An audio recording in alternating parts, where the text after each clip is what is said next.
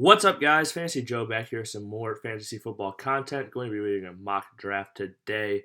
Randomly selected. We're drafting from the 108 half point PPR.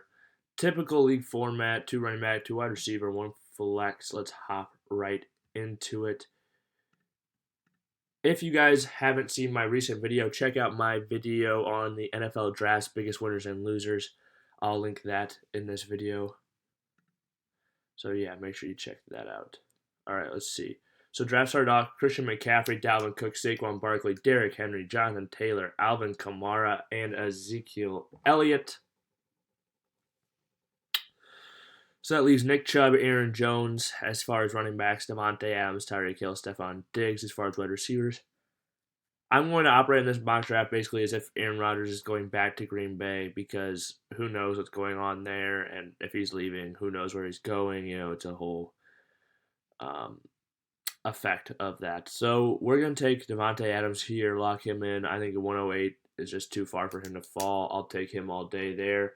Thought about Aaron Jones as well. He's a very talented player. If Davante Adams was gone, that's probably who I would have taken.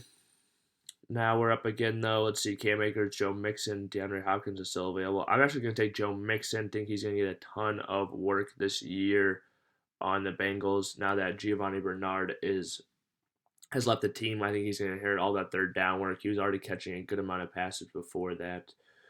So I'm probably going to go Mixon here. A.J. Brown went right in front of us. He was one of the big winners from the NFL draft. But we're going to take Mixon here and lock it in. All right, so we had the long wait.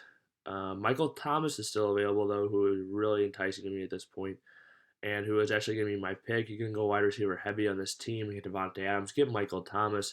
I think Michael Thomas is going to do big things with Jameis Winston this year. I've seen him go in a lot of third rounds. I think that's too late.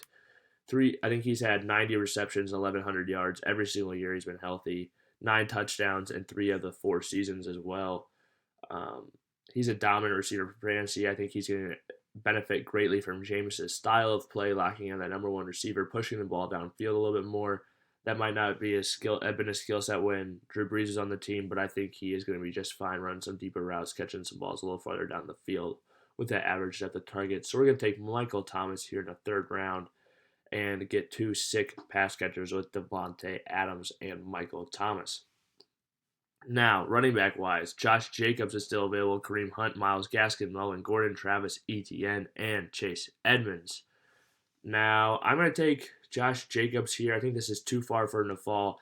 I think Myles Gaskin is a really good pick here as well, though. I think he has fallen too far, but I think Josh Jacobs just provides that touchdown upside that's a little bit better. I'm going to take Jacobs here, and I feel pretty good about my running back duo with the starting, taking 2 of my high draft picks on those wide receivers. Okay, let's see who's still available. Would love to snag one more running back just to solidify the position group on my team. Travis Etienne is still available. I really think Travis Etienne can do some big things this year. Do I think James Robinson can steal some first and second down back work from him? For sure. I think that will happen. Do I think Travis Etienne is going to get some first and second down? I think he's going to out-touch James Robinson, though, by the end of the year. And I think he is one of those guys, who's going to get the third down work for sure. He's going to catch at least close to 60 passes probably with how much they'll be trailing. He's already got that connection established with Trevor Lawrence. I think those will both benefit him in the passing game, get him that ball a lot. I think if that happens, he's one of those guys like an Alvin Kamara efficiency, or like that type of player who isn't going to get a ton of work anyway. I mean, he'll get a lot, but I'm just saying he doesn't need 250 carries to be successful in fantasy. So I'm going to take him here as my flex. Lock it in.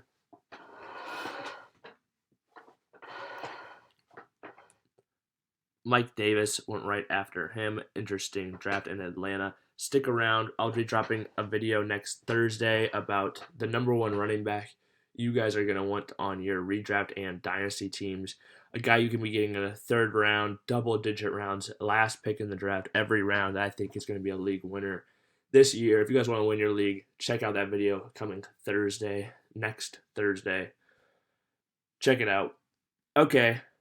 Let's see where we're at in the draft. Chase Edmonds is still available. That is actually very interesting for sure. Cortland Sutton, Juju Smith-Schuster. Not really interested in a ton of wide receivers. Somewhat interested in Cortland Sutton, but just don't love the quarterback situation there, honestly. I'm going to take Chase Edmonds and take the chance on him. Think that James Conner is probably going to get a decent amount of that third down, or not that third down, excuse me. The goal line work there, I can see that happening, but I can also see a situation where James Conner isn't very good and Chase Edmonds gets a lot of that work. So I'm going to take Chase Edmonds. I think there's a chance he is very productive for fantasy. Jamar Chase went shortly after that. That is a bummer. I was kind of hoping to snag him at that next receiver group. But honestly, Deebo Samuel is still here. I really like Deebo Samuel this year. Been getting him late in a lot of drafts. Thought about Aaron Rodgers a little bit here in the 7th round just because I have Davante Adams. I could get that stack of Aaron Rodgers and Davante Adams would be pretty dangerous if you had something like that last year. Dallas Goedert, Kyle Pitts still both available. So we're going to take Deebo here and see who we can swing around and get in the next round. We'll see who is selected. So Devonta Smith went on the board. Jalen Hurts went on the board. After that pick, we are in the 8th round. We saw, okay, so Tyler Boyd's the best receiver. Not super interested in him. I think Devin Singletary is a pretty decent sleeper this year. I think, I'm willing to take whoever is lower in that battle between him and Zach Moss. I think one of them is going to be a starter for a pretty good offense, and I think you can be getting them at the 36th or 39th pick, or 39th running back, excuse me, range. So I would just pick your favorite one or pick the last one and take one of them. The way it's shaking out currently with their ADP, I think it's worth a shot. Stafford, Joe Burrow available. Okay, I'm hoping to snag Kyle Pitts, but I want to wait one more round, honestly.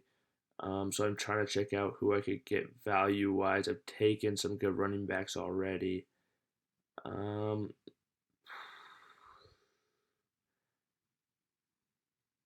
honestly considering Devin Singletary. I think he's around too early as well. I think I ought to wait a little bit more to get him. You know who I'll take? I will take Jarvis Landry. Get a solid bench receiver. Somebody I could potentially trade. Sure, he doesn't have a ton of upside, but I'll draft him here. Hopefully, I can secure Kyle Pitts in the next round. And yes, I can. So I'm going to take Kyle Pitts here. The reason being, I think he does have that double-digit tight end, or double-digit touchdown upside as a tight end. We saw Robert Tonyan have that last year. Not even a ton of yards. I think Kyle Pitts could get a good amount of yards just because of the type of player he is with the ball in his hands afterwards, after the catch, as well as he can run all those deep routes and stuff like that. Just an athletic freak. I'm going to draft him, get him in my tight end spot. I think he just offers a lot of upside that a lot of these other tight ends honestly just don't provide. Joe Burrow's available. I think he could do some big things this year. They got a really good receiving core there in Cincinnati. Drafted an offensive tackle in the 2nd round to help protect him as well. Hopefully that all works out. He can be productive. But there is one player I really have my eye on, and that is Cole Beasley. Cole Beasley should not be going in the 10th round of drafts still. And 0% of experts agree with me. But that's just fine. The reason I'm going to take Cole Beasley is 2nd team All-Pro last year, as I said many, many times. But the Buffalo Bills did not take a running back in the draft. To me, that means they're going to continue to swing the ball at a ridiculous rate. I think one of the biggest benefactors of that is going to be Cole Beasley again. They're going to get to spread things out. He's going to be able to work people in the slot, and I think he's going to abuse some corners again. I think he's just an extremely good value this late in the draft. J.D. Mckissick is available in Washington. Caught a lot of passes last year. I think a lot of that will go into Antonio Gibson this year, but you never know. Jeff Wilson Jr. I was a lot more excited about before the Trey Sermon draft pick. That certainly throws some, as a downer on that for sure. I'm going to take Alexander Mattison here, though, just in case Dalvin Cook misses games. He's missed games each of the last 2 years. I can slide him right in there. Get a guy who can start for a few weeks. Don't usually like taking handcuffs, but when you draft a guy like Dalvin Cook's handcuffed to his who's a direct in line, for sure. And Dalvin Cook is one of those backs who gets 300 plus carries even when he misses games. So there's a chance. There's always a chance of him getting hurt just because of how high his workload is. That was my reasoning there for taking him. Not a huge fan of taking the handcuffs all the time, but thought there was a value there. I'm gonna take James White here. Think I would like him even more if this was a PPR league, but even in a half point PPR, especially if they take the transition to Mac Jones, he's gonna be able to catch a lot of passes. Unfortunately, wow, Ryan Tannehill is the 13th ranked quarterback. Yeah, I would punt quarterback if I was you guys. If you can snag somebody like Ryan Tannehill or Matt Ryan in this 13th round, that's who I was hoping to get. But I'm cool with Ryan Tannehill as well. I did not think he'd get here. Offers that rushing upside that a lot of these other quarterbacks like Matt Ryan, Kirk Cousins, Carson Wentz has a little bit. Baker doesn't provide. You get that rushing upside that really helps out your team. So I think that is a huge dub there, getting Ryan Tannehill that late. Sure, he's lost some weapons, but I think AJ Brown will, get it done for him, and he'll maybe take off a little bit more this year. I think, which will actually help him in fantasy potentially. John Brown is still available. I'll snag him. I think he has a chance to be the one in Vegas, honestly, if it's not Henry Ruggs or Brian Edwards doesn't take a big step up. Brian Edwards would be a guy I'd try to reach out to guys in deep dynasty leagues. I'd throw anything at somebody for Brian Edwards right now. I think people are out on him. And as I get it, he's a third round pick last year, didn't really show a whole lot. But maybe it just takes him a little bit longer to get used to the NFL. I would just take this shot just because I think you can get him for so little, and there's a chance I think he still hits post hype sleeper. But we'll snag John Brown, add him to the team. Okay, running. I'm gonna take Nelson Agholor as well. I think he could get a lot of targets. He should with the amount of money that New England paid him. So let's take a look at the team. We got Ryan Tannehill at quarterback, Joe Mixon at running back, Josh Jacobs, Davante Adams, Michael Thomas as my wide receivers, Kyle Pitts as my tight end, Travis Etienne as my flex, Chase Edmonds, Deebo Samuel, Jarvis Landry, Cole Beasley, Alexander Mattison, James White, John Brown, and Nelson Agholor on my bench. A lot of solid players there. I actually really like this team, the way it turned out, going wide receiver heavy. Didn't come back to bite me. I like the upside of Kyle Pitts pick in the 8th round.